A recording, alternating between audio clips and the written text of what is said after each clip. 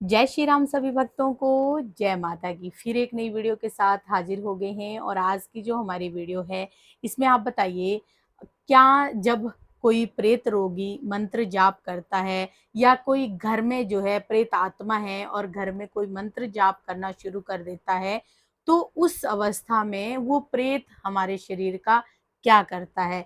आज की वीडियो इसी विषय पे होने वाली है, हमारे साथ अंत तक बने रहिए, तभी आपको सारी वीडियो समझ में आएगी। अगर वीडियो अच्छी लगती है तो लाइक करें, शेयर करें, कमेंट करें।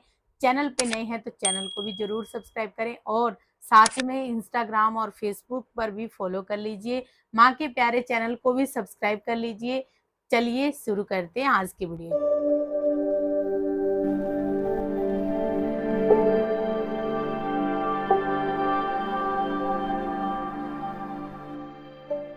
जय श्री राम जी। जय श्री राम, जय श्री बालाजी महाराज। जब प्रेत रोगी पूजा करता है या कोई मंत्र का पाठ करता है या कोई दिव्य पाठ करता है, घर में कोई मांगलिक पाठ शुरू करता है, तो उसके शरीर के प्रेत जो है वो किस प्रकार की कार्य करता है, किस प्रकार का कार्य करता है, किस प्रकार की हलचल करता है, किस प्रकार का नुकसान भी कर सकता है या बेनिफिट करता है, या वो प्रेत योनि से मुक्त हो सकता है, क्या हो सकता है, आज मैं आपको बताऊंगा। ये पूरी डिटेल तक ये बात गहराई की है, बहुत ही महत्वपूर्ण विषय है। तो क्या होता है कि जब प्रेत रोगी पूजा करता है या कोई और व्यक्ति भी पूजा करता है जिसके घर में प्रेत है, तो घर का प्रेत क्या करता है, जैसे ही हम कोई दिव्य मंत्र का पाठ करते हैं या कोई पूजा पाठ करते हैं तो सबसे पहले उस प्रेत को हलचल होने लग जाती है। उसको क्या होता है, वो बेचैन हो जाता है, क्योंकि प्रेत योनि का असर उसके ऊपर होता है। जो प्रेत योनि का असर के कारण वो घर के अंदर तो तूफान मचाने लग जाता है, किसी ना किसी प्रकार के घर के अंदर तकलीफें उत्पन्न होने जाती हैं। जिस प्रकार का कई बार हम ये भी सोचते हैं कि हम तो इस मंत्र का पाठ कर रहे हैं, हम तो ये पूजा पाठ कर रहे हैं, इसके बाद तो हमारे घर के अंदर शांति होनी चाहिए, बल्कि हमारे घर के अंदर किसी भी प्रकार की कोई दिक्कत नहीं होनी चाहिए। लेकिन ये दिक्कत किस कारण हो रही है, क्यों हो रही है, मन में इस प्रकार के क्वेश्चन उत्पन्न होने लग जाते हैं। आप कोई मंत्र का जाप कर रहे हो, लगातार जाप कर रहे हो, कोई प्रेत योगी जो जाप कर रहा है तो उसके साथ शरीर पर असर आने लग जाता है।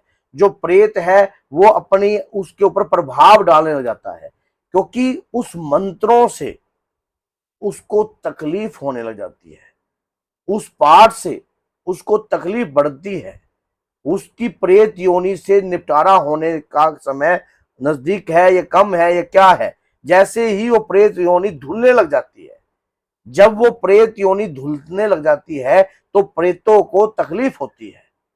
शुरुआती तौर पर कोई भी कार्य जैसे हम करते हैं, जैसे कोई भी कार्य करते हैं उसमें मेहनत होती है, इसी प्रकार से प्रेत को इस बात का नहीं पता होता कि ये तुम्हारे हित में ही हो रहा है। अगर ये बात का पता होता तो वो गलत कार्य करता ही ना। तो उस प्रकार से जैसे ही मंत्र का जाप चलता है, जैसे ही आपका जाप जो है, नाम जाप या कोई भी भक्ति भाव पूजा पाठ कुछ भी आप कर रहे हो, उसके शरीर की जो प्रेत योनि है उससे वो मुक्त होने लग जाता है। और कई बार ऐसा भी होता है कि घर के अंदर तकलीफें बहुत ज्यादा करता है, पति पत्नी में युद्ध छिड़ जाता है, घर में किसी भी प्रकार की छोटे बड़े में जाकर किसी के शरीर पर जाकर वो घर में उत्थान मचा देता है, घर के अंदर तकलीफें पैदा कर देता है, घर के अंदर किसी न किसी प्रकार की लड़ाई झगड़े उत्पन्न कर देता है। ऐसी प्रक्रिया भी करता है, किसी को हॉस्पिटलाइज भी करने की कोशिश करता है, बीमार कर देता है। कई बार प्रेत रोगी पूजा कर रहा है, अचानक ही उसके पेट में सडनली इतना दर्द होने लग जाता है, वो पीड़ा से परेशान हो जाता है, वो पाठ को उसको बीच में छोड़ना पड़ता है, उस मंत्रों को उसको बीच में छोड़ना पड़ता है। और जब भी वो, क्योंकि उसके शरीर पर जो प्रेत है वो उसको वो काम करने ही नहीं दे रहा, वो पूजा पाठ उसको करने ही नहीं दे रहा। अगर वो पूजा पाठ करेगा या इस प्रकार के मंत्रों का जाप करेगा तो उसका शरीर कहीं ना कहीं शुद्ध होएगा। तो वो प्रेत चाहता नहीं है कि ये कहीं ना कहीं मुझे शुद्ध करने की कोशिश करेगा, मुझे बेचैनी होती है। क्योंकि जब भी कोई दिव्य मंत्र का पाठ हम करते हैं या कोई मंत्र का जाप करते हैं तो उस मंत्रों के अंदर तो अपार शक्ति होती है, और शरीर पर बैठा प्रेत उस अपार शक्ति को झेल नहीं सकता, उस कृपा को झेल नहीं सकता। जैसे जैसे कि नाम की कृपा होगी, आप अगर राम नाम भी एक दिव्य मंत्र है, जय श्री राम भी एक पंचाक्षर मंत्र है, ओम नमः शिवाय भी एक पंचाक्षर मंत्र है, अगर इस मंत्र का आप जाप कर रहे हो, एक दिव्य भक्ति की शक्ति है ये, जब आपके अंदर वो जगने लग जाएगी तो वो प्रेत को आपके शरीर को छोड़ना ही छोड़ना पड़ेगा। आज नहीं छोड़ेगा तो कल छोड़ेगा, लेकिन कुछ समय तक आपको फाइट लड़नी पड़ती है, कुछ समय तक आपको संघर्ष करना पड़ता है, उस संघर्ष तक ही सब कार्य होता है। अभी क्या हुआ, पीछे से पीछे समय की बात है कि मेरे पास एक ऐसा भक्त आया, तो उसके शरीर में कोई प्रेत था।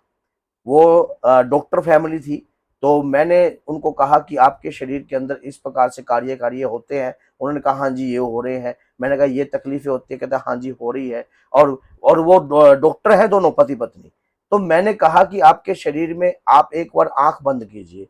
तो क्या हुआ, उसने आंख नहीं बंद करी। मैंने कहा मैंने कुछ नहीं, सिर्फ आंख बंद करके आपकी आंख खोल के देखना है बस। उसने आंख ही नहीं बंद करी। जैसे ही मैंने उसको आंख बंद करने के लिए उसके कान में मंत्रों की फूंक मारने की कोशिश करी, वो आंख खोल लेता। उसी समय वो लेडी आंख खोल लेती थी। जैसे ही मैं मंत्र बोलने की कोशिश करता, उसी समय वो लेडी आंख खोल लेती थी। तो ऐसा क्या होता, उसका पति ये चीज देखकर हैरान हो गया। वो कहते तू, तेरे को कह रहे हैं आंख बंद कर, तो तू आंख बंद क्यों नहीं कर रही? कहती पता नहीं, जैसे ये मेरी तरफ बढ़ते मेरे को घबराहट होने लगती है, मैं डर जाती हूँ, एकदम अचानक मेरी आंख खुलने लगती है। तो मंत्रों के अंदर शक्ति होती है, और जब जैसे ही उसको पता है कि ये सकारात्मक ऊर्जा मेरे शरीर में कुछ प्रवेश करने की कोशिश कर रही है, या कोई मंत्र मेरे शरीर में आने की कोशिश कर रहा है, तो प्रेत जो है वो बेचैन हो जाता है। तो उसके मन में इतनी हलचल हुई, वो क्या करती, कहती मेरे से आंखें बंद नहीं होंगी। तो वो आंखें बंद नहीं होगी, घबरा गई, कहती मुझे यहाँ घबराहट हो रही है। यहां से वो दरबार को छोड़कर बाहर जाके खड़ी हो गई। तो आप सोच के देखो, जो डॉक्टर दूसरों का इलाज कर रही है, वो खुद दूसरों का इलाज करे, उसके साथ ये हलचल हो सकती है।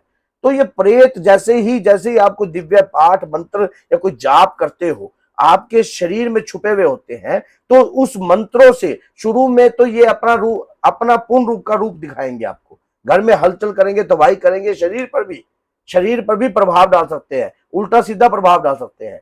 ऐसे बहुत सारे लोग हैं जिनको पूजा पाठ बताई जाती है, वो क्या करते हैं कि यार मेरे से नहीं होती, मैं पूजा पाठ नहीं कर सकता, मैं इस प्रकार का नाम मंत्र जाप नहीं कर सकता, मैं हनुमान चालीसा नहीं पढ़ सकता। ऐसे बहुत सारे लोग हमारे को कहते हैं।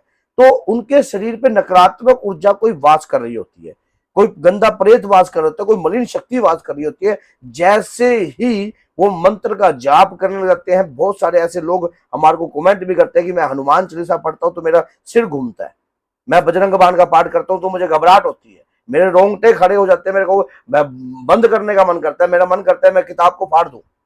मैंने बस ऐसे ऐसे केस आए, और कई बार ऐसे केस आते हैं, सुंदरकांड का पाठ हम उन्हें बताते हैं तो वो सुंदरकांड का पाठ करने के लिए बैठते हैं, और बैठते हैं तो उनको क्या होता है, कहीं से भय भी महसूस होता है, और ऐसा मन करता है इस किताब को फाड़ दे।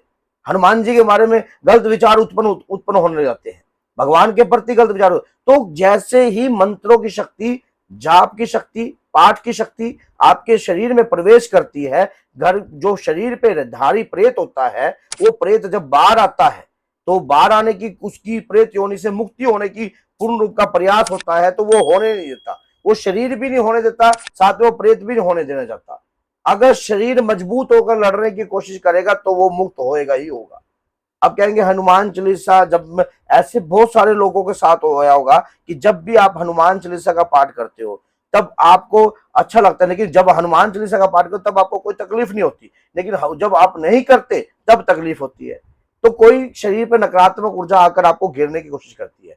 इसी प्रकार से अगर आपको इन प्रेतों से मुक्ति चाहिए, इन प्रेतों से आपको बचना है, तो निरंतर हनुमान चालीसा या कोई भी मांगलिक पाठ या कोई भी मंत्र का जाप अपने आप जपने लग जाइए, ताकि कोई भी नकारात्मक ऊर्जा आपके ऊपर हैवी ना हो सके। तो बोलिए जय सीताराम, जय श्री बालाजी, जय माता।